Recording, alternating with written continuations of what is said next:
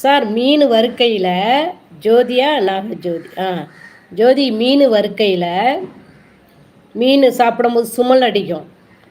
எல்லாருமே மீன் வறுக்க தெரியாது. எல்லாருக்குமே மீன் வறுக்க தெரியாது.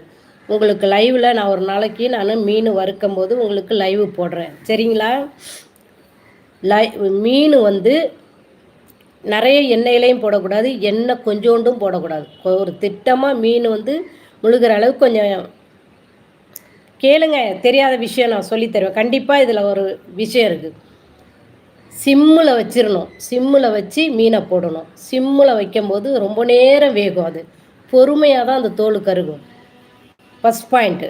ரெண்டாவது பாயிண்ட் என்னென்னா, மீன் முக்கால்வாசி வெந்த பிறகு பிரட்டி பிரட்டி போட்டு வேக வச்சிடறோமா? வெந்த பிறகு அதில் 4-5 பூண்டு நசுக்கி கையில் வச்சுக்கணும்.